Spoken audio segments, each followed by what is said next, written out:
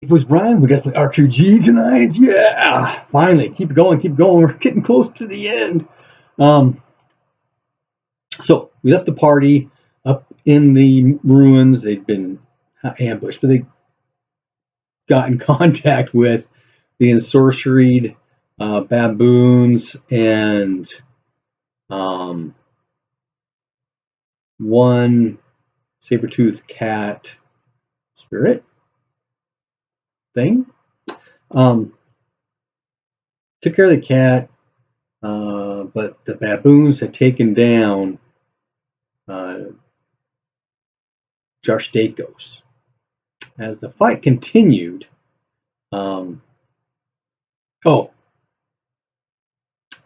we have been doing, well, dismiss magic was definitely wrong. I knew there's something wrong with that, but after doing some research, I found out that, hey, it's like dispel, and the fact that you cannot dismiss part of a spell. That verbiage would have been very handy in the dismiss magic description, and that there's a relationship between how many points of dismiss magic you're casting and how many points of what it is you're trying to dismiss working together, kind of thing. That would be handy in the description. But in the process of doing all that, we also found out that we were doing neutralized magic wrong too. Both my sorcery player and I had envisioned it as sort of like an anti-magic shell kind of thing.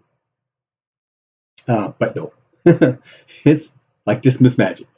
So the things that happened last session should not have happened, but I don't bother retconning that stuff. It's gone by. But from now on, this is how we're doing stuff. So we started off the session discussing, okay, dismiss magic. This is how it works now. Neutralize magic. Me and the sorcerer NPC will discuss this further. We think we know what we're going to do now, but he's trying to re-envision his character because this neutralized magic concept is what he had initially is not going to work with the way it works now. The way it's supposed to work as well. So fight continues. One of the baboons backs out. The other two baboons cast multi-spell disruptions at Davin. One of the baboons missed his first rune casting, but the first one did. Bam! 6 points of damage to his chest. He goes to 0. Davin goes down. The baboon that backed out moves to engage our archer because he was shooting at him. So we went and engaged him, and the baboon is in front of Arestra. Oh, she ended up taking out baboon number 1. It must have been a special. It may have been a crit.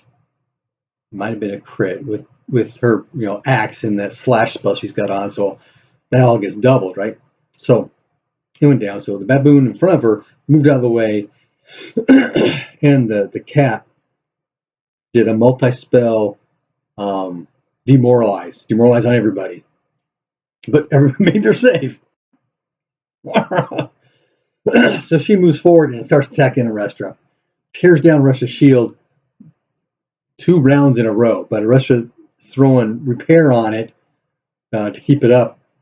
Repair, consider it like a buffy spell. You can still attack it to get enough strike ranks. But she took that shield down 2 or 3 times. Was able to inflict damage a couple times on Arestra, but Arestra was doing damage back on some of her parries, which was unfortunate. Plus, actually hit the creature a couple times. It ended up losing use of both its front limbs, so it sat back and then discorporated. Well, that's going on. Baboon 3 is attacking Juchi, takes his left arm out of commission. Miriam moves forward to try and heal Davin 3 times in a row. Not success. No success. No success. But finally heals him, so he becomes conscious. He can start doing things. Meanwhile, she's doing a heal like a buff thing, right? And then attacking with her sling. Slinging at Baboon 3. After getting hit, the baboon kind of shifts so we can see what he's doing, because when you attack from the rear, you can't dodge that stuff, right? And halfway through this combat, I remembered these guys have got warding on because I've not been doing that.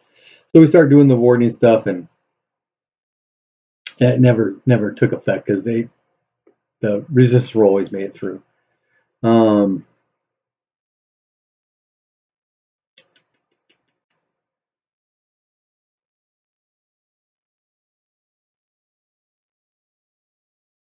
After the cat disappeared, baboon number 2 had been hit a bunch of times. The cat did try to do another another demoralize on his multi spell, and number 2 did get his multi spell off and his disruption at Arestra, which hurt her leg really bad. But not enough to take it down.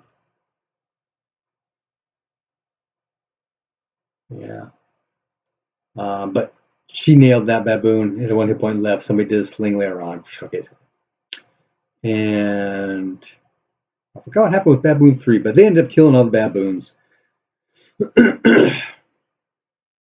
And they were down to just half the party up. And everybody's taking a lot of damage, and everybody's been burning magic points. And apparently some rune points too. So at this point, they do more investigation. Let's check out the area. So they find essentially 2 entrances. One which is kind of like a well. Just goes down 15, 20, maybe 30 feet to an actual stone floor. So there's a basement down there. And then around another area, they find actual like an altar where you step up and then step down underneath the altar, if that makes any sense. So, but stairs going down. So if you're okay, that's got to be where they are. Lots of discussion. Okay, what do we do next? And they finish, running through the rest of the ruins, searching. And they find a few odds and ends. I think they picked up one more thing. They picked up was a gold, small gold statuette, some sort of a deity. Didn't recognize anything. And then there's discussion. Okay, what do we do next? Do we go back to the temple? Do we just go out into the woods? Do we go down now? Will these animal spirits come back? Will the baboons come back as zombies? All this stuff is coming to fore. And it's all in the light play and description if you're into that kind of thing. And that's pretty much where we ended it. They didn't really decide where they're going to go. They're trying to figure out, okay, when's the next holy days? Can we get more rune points? That kind of thing. And it's Death Week of Fire season. It's Morangor's holy day right now, but what's that going to do with everybody? So they're going to think of the next week of the acts you want to do. They're kind of thinking maybe just go to their camp out in the woods and just rest up and then come back tomorrow, kind of thing. Hope they do, because we are this close to ending this thing. I hope. Happy gaming.